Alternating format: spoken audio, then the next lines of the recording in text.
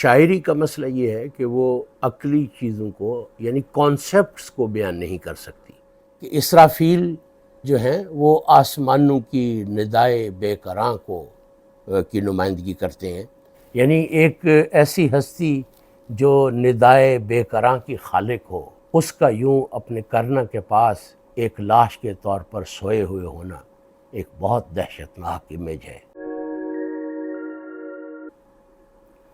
السلام علیکم ناظرین، محمدین جوہر عرض کر رہا ہوں۔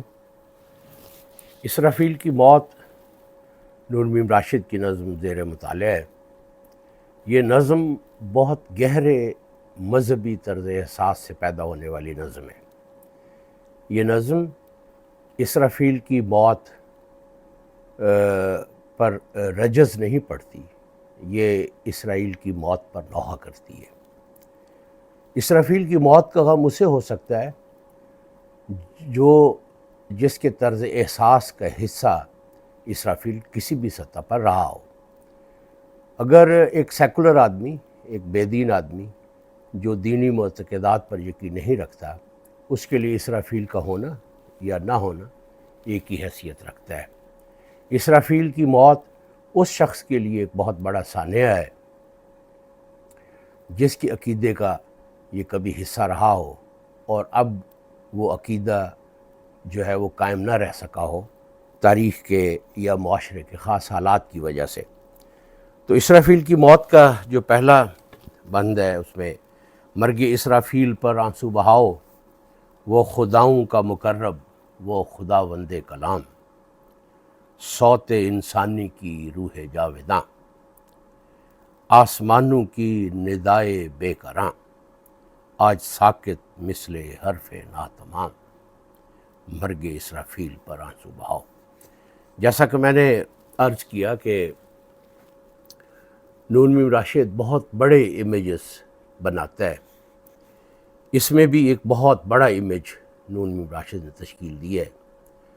شاعری کا مسئلہ یہ ہے کہ وہ عقلی چیزوں کو یعنی کانسیپٹس کو بیان نہیں کر سکتی، یعنی تصورات جو علمی ہوتے ہیں، عقلی ہوتے ہیں، وہ ان کو براہ راست اپنے ڈکشن میں سامنے نہیں لاتی، بلکہ وہ امیجز کی تشکیل کرتی ہے، اور امیجز کا ادراک جمالیاتی سطح پر کرنا آسان ہوتا ہے۔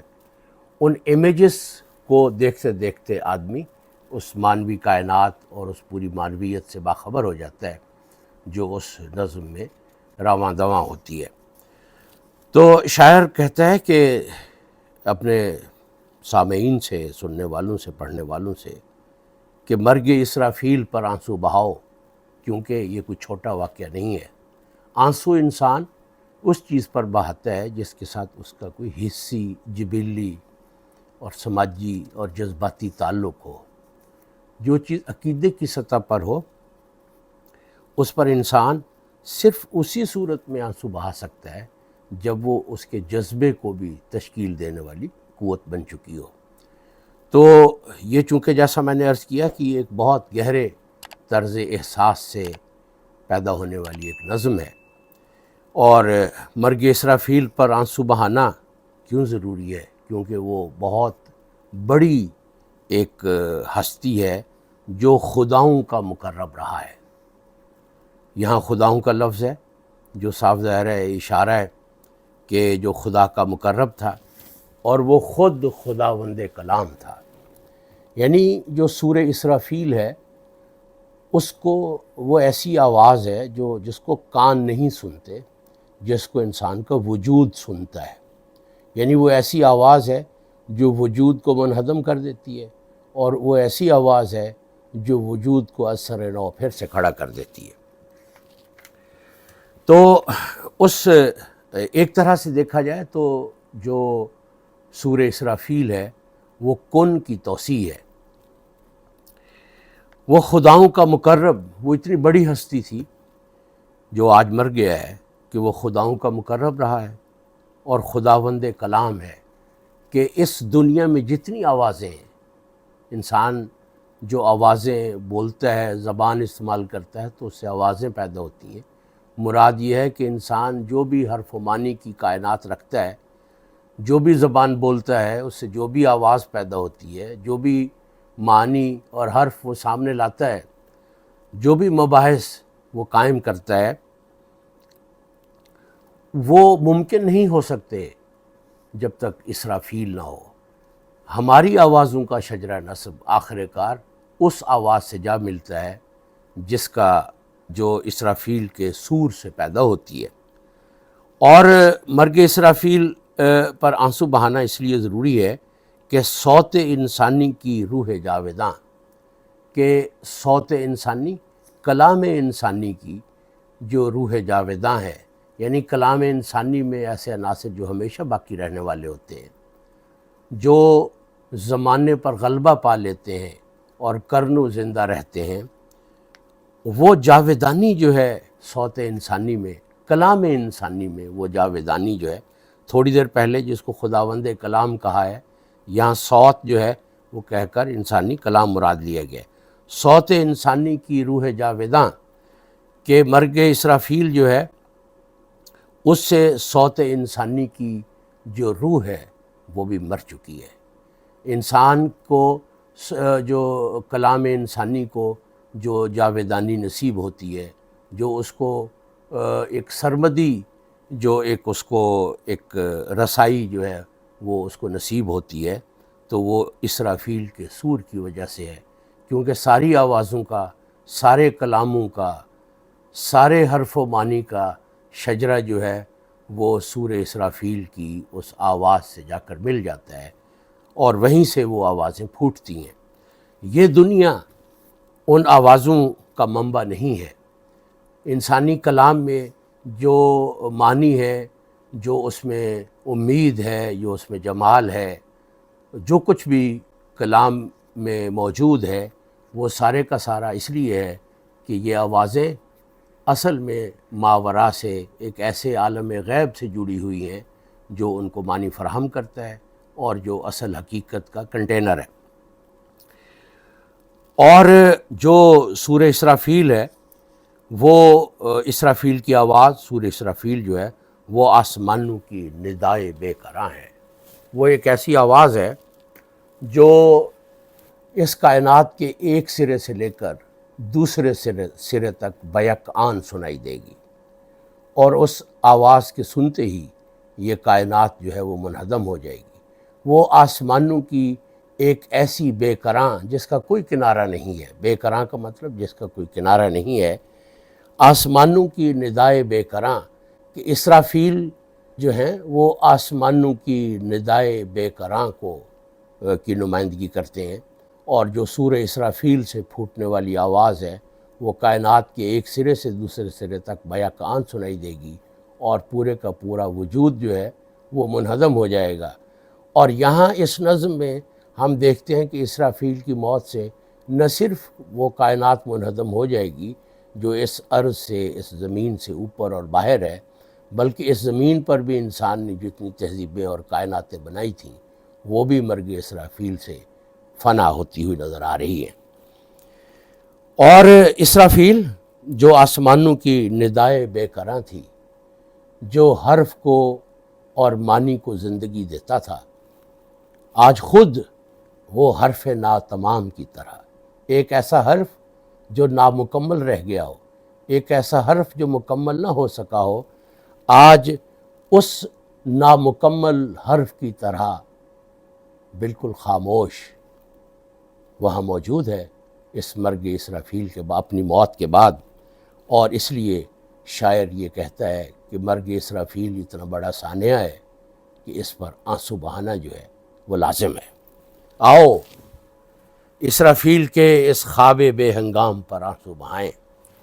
خواب یعنی کہ بے ہنگام، بے وقت، خواب بے ہنگام، اس بے وقت کے سونے پر مرگ اسرافیل جب واقع ہو چکی تو اسرافیل جو ہے وہ سویا ہوا ہے کسی لاش کی طرح، کسی میت کی طرح، اور شاعر بلاتا ہے ان لوگوں کو جو کبھی اسرافیل پر ایمان رکھتے تھے کہ آؤ آج اس خواب بے ہنگام پر، آج اس بے وقت کے سونے پر، بے وقت کے خواب پر آج ہم مل کر آنسو بہائیں، کیوں کہ آرمیدہ ہے وہ یوں کرنا کے پاس، کیونکہ وہ اسرافیل جو ہے وہ لیٹا ہوا ہے، سویا ہوا ہے۔ کہاں سویا ہوا ہے؟ اپنے سور کے پاس۔ یعنی یہ امیج جو ہے، یعنی ایک ایسی ہستی جو ندائے بے کراں کی خالق ہو، اس کا یوں اپنے کرنا کے پاس ایک لاش کے طور پر سوئے ہوئے ہونا ایک بہت دہشتناک امیج ہے۔ یہ جو امیج ہے، اس سے شاعر کی خلاقی ظاہر ہوتی ہے کہ کس طرح سے وہ اپنے معنی کو امیجز کے ذریعے سے قارئین تک پہنچانے کی صحیح کرتا ہے کہ آؤ اسرافیل کے اس خواب بے ہنگام پر آنسو بہائیں، آرمیدہ ہے وہ یوں کرنا کے پاس، جیسے طوفان کنارے پر اگل ڈالا اسے۔ اب جو خداؤں کا مقرب ہے اور خداوند کلام ہے، جو آسمانوں کی ندائے بے کراں ہے، اس کو اس کی اس موت کے اظہار کے لیے یہ اس کے جو امیجز ہیں نون میم راشد کے، وہ چھوٹے پڑ جاتے ہیں۔ یعنی کہاں وہ ندائے بے کراں کا خالق، اور کہاں ایک لاش، کون سی لاش؟ جو اپنے کرنا کے پاس ایسے لیٹی ہوئی ہے، چت، اور اس کا سور اس کے پہلو میں ہے، اور وہ ایسے لگ رہا ہے جیسے وہ سمندروں میں اپنی جاں ہار گیا ہو، اور اپنی کرنا سمیت اسے سمندر کی تند خو لہروں نے ساحل پر اگل ڈالا ہو۔ ریگے ساحل پر چمکتی دھوپ میں چپ چاپ، اپنے سور کے پہلو میں وہ خوابیدہ ہے۔ ویسے ہی حیرت انگیز اس کی یہ ڈکشن ہے کہ ساحل کی ریت پر چمکتی ہوئی دھوپ میں، یعنی وہ خداؤں کا مقرب جو ہونے اور نہ ہونے کو طے کرتا تھا، جس کا ہونا اس کائنات کو اور تہذیبوں کو، انسانی کلام کو، انسان کے فن اور علم کو معنی دیتا تھا، آج وہ ایک بےکس لاوارث لاش کی طرح سے ساحل کی ریت پر اپنے کرنا کے پہلو میں وہ لیٹا ہوا ہے۔ لاوارث ہے، اسے کوئی پوچھتا نہیں ہے۔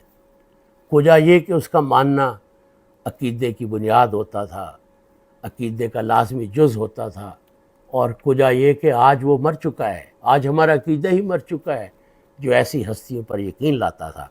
اور عصر حاضر میں جو عقیدے کی نارسائی ہے، اس کا اس سے اچھا اظہار شاید ہو نہیں سکتا۔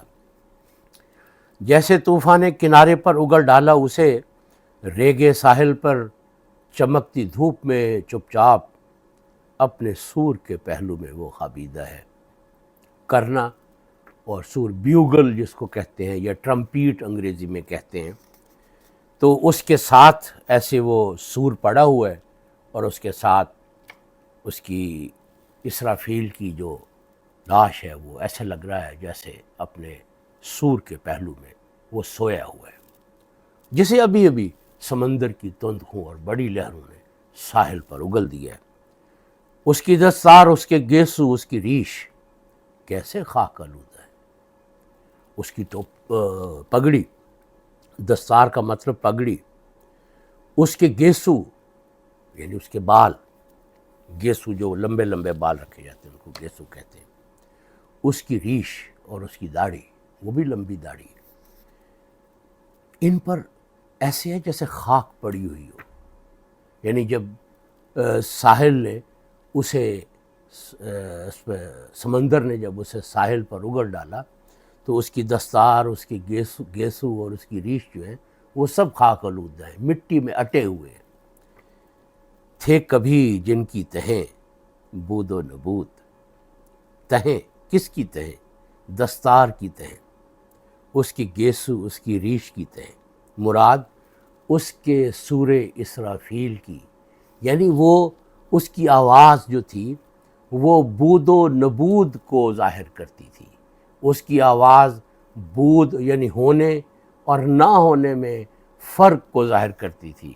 اس کی آواز وجود اور عدم کے فرق کا فیصلہ کرتی تھی، اور آج وہ ہستی جس کی آوازوں سے ہونا اور نہ ہونا طے ہوتا تھا، آج خود ریگِ ساحل پر ایک لاوارث لاش کی طرح اپنے سور کے پہلو میں خوابیدہ ہے۔ تھے کبھی جن کی تہیں بود و نبود، کیسے اس کا سور اس کے لب سے دور، اپنی چیخوں اپنی فریادوں میں گم، جھلملا اٹھتے تھے جس سے دیر و زود۔ ویسے بہت حیرت انگیز ڈکشن ہے۔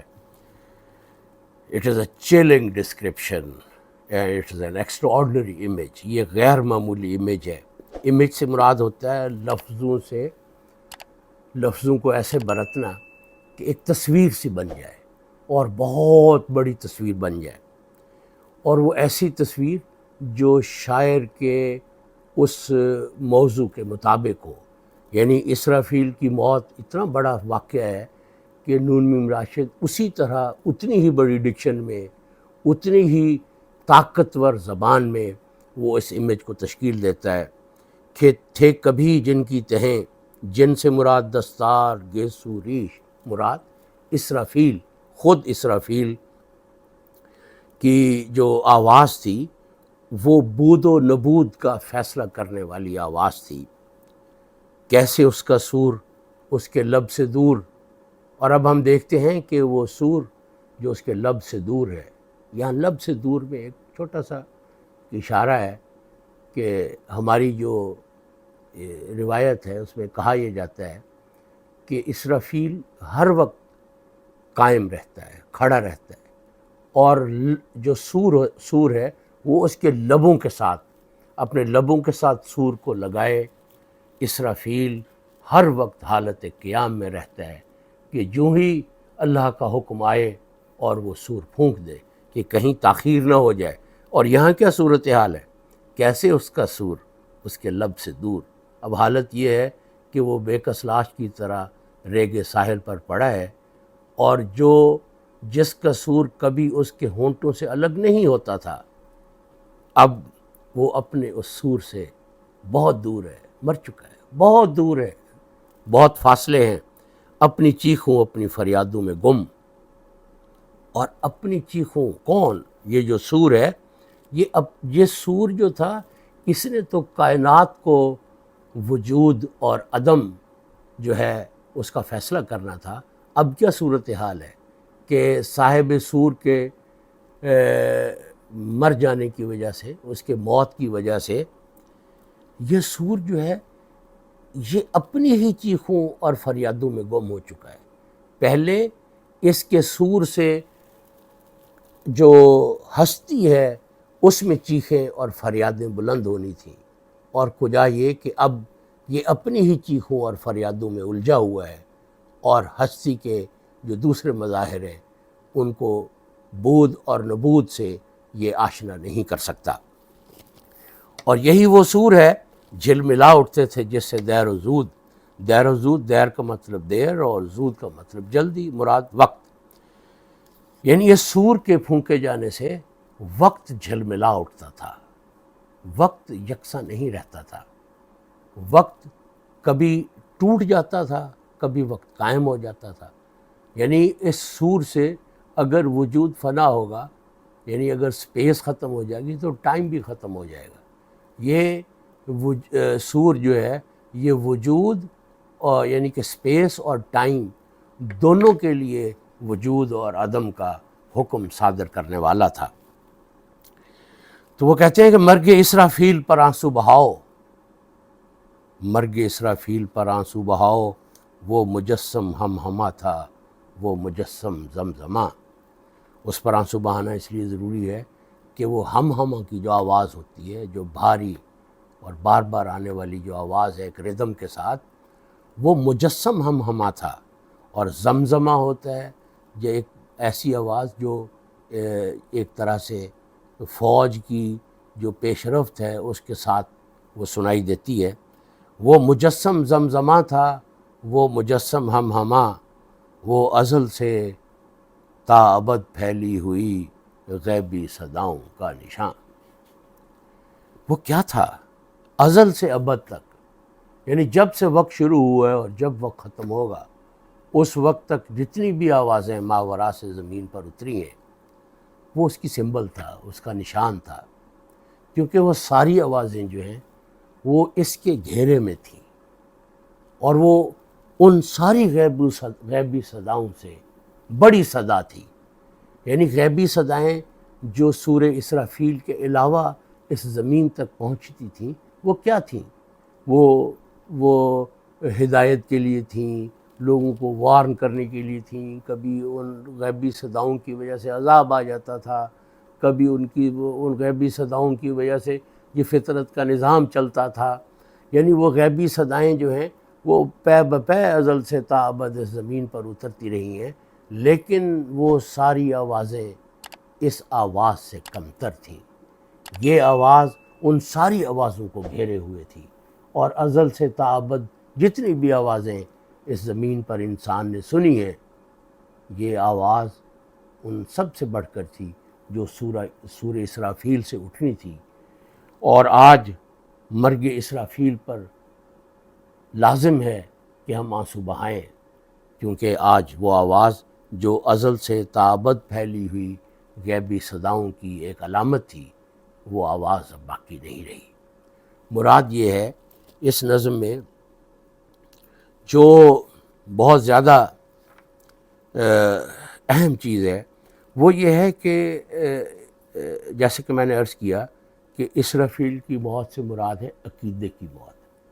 اس کو اگر بہت علمی زبان میں بیان کیا جائے تو ہم کہیں گے میٹا فزکس کی موت، یعنی مابعد الطبیات کی موت۔ مابعد الطبیات کی موت کا مطلب یہ ہے کہ شعور انسانی سے حقائق کو مان لینے کے داعیے کی موت، یعنی انسان اس قابل ہی نہیں رہا کہ وہ فیکٹ سے اوپر اٹھ کر حقائق پر ایمان لا سکے۔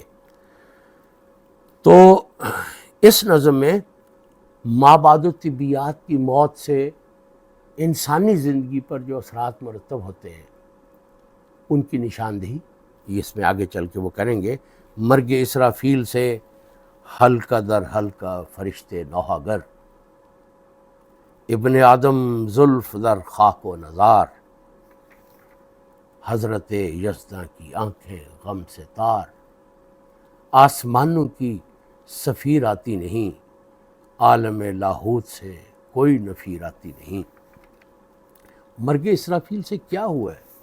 مرگ اسرافیل میٹا فزکس کی عقیدے کی موت سے کیا ہوا ہے کہ ہم زمان و مکان کے گھیرے میں یا نرغے میں آ چکے ہیں۔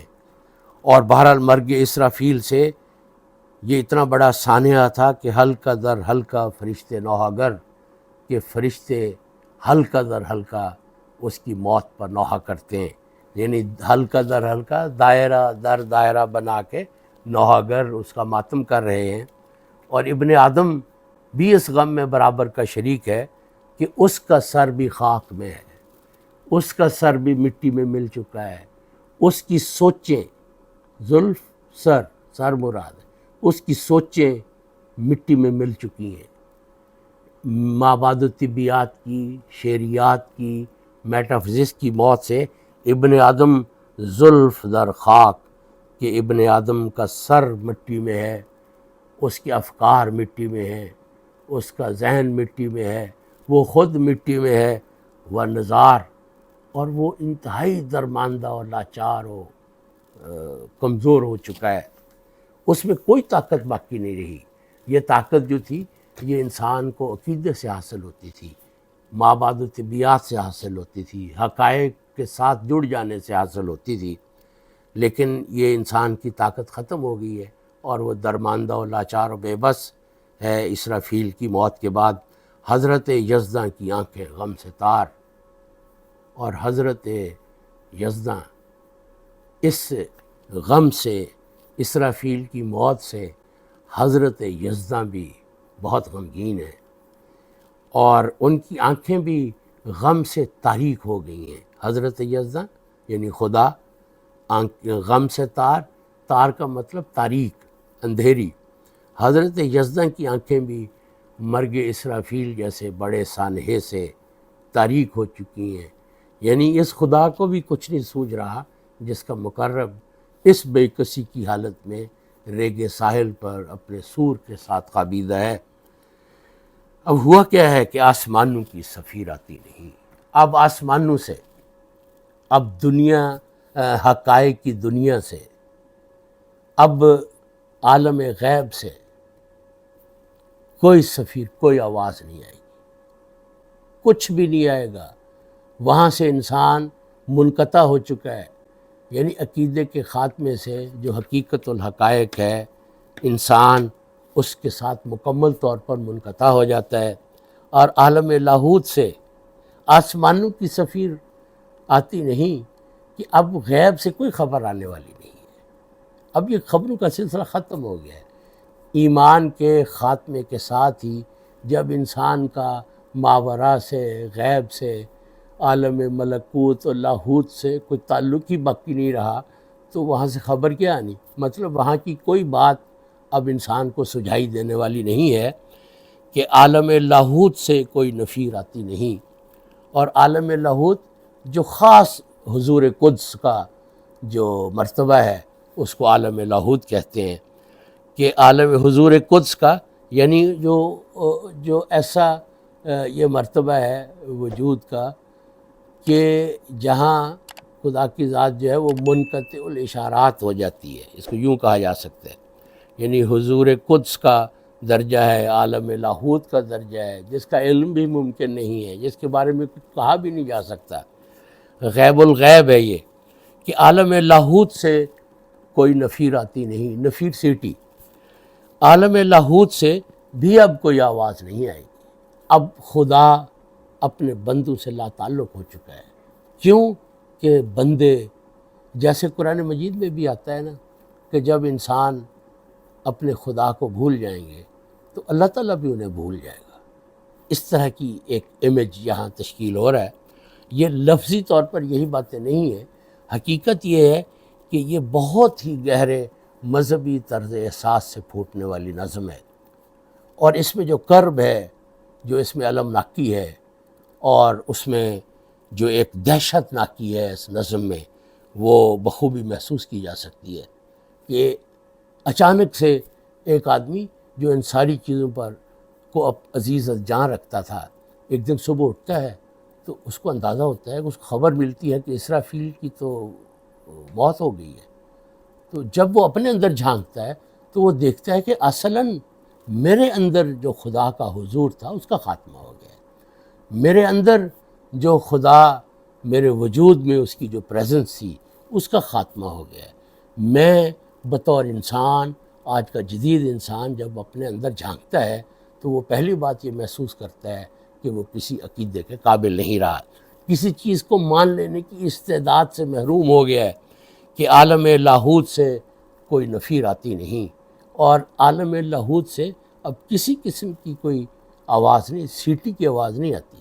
یہاں میں سیٹی کی آواز پر وہ اس کی تفصیل میں نہیں جانا چاہتا، اہل نظر سمجھ گئے ہوں گے کہ میں کیا مراد لینا چاہتا ہوں۔ عالم لاہوت سے کوئی نفیر آتی نہیں۔ تو انشاءاللہ ہم اس کا مطالعہ جو ہے وہ جاری رکھیں گے، اور میرے خیال میں یہ بہت بامعنی نظم ہے۔ اگر ہم چاہتے ہیں کہ ہم اپنی تہذیب کے باطن میں جھانک کر دیکھیں کہ ہمارے کیا احوال ہیں اور ہم کن حالات سے دوچار ہو چکے ہیں، دنیا ہم پر کس حد تک غالب آ چکی ہے، اور جدید علوم نے ہمارے اوپر جتنا غلبہ، اور جدید تعلیم نے ہمارے ذہن کی جو نئی تشکیل کی ہے، اس کی وجہ سے آج کے مذہبی لوگ یا اہل مذہب دنیا بھر میں وہ عقیدے پر قائم ہونے کو ناممکن پاتے ہیں۔ انسان کی یہی نارسائی جو ہے وہ اس نظم کا موضوع ہے۔ بہت شکریہ۔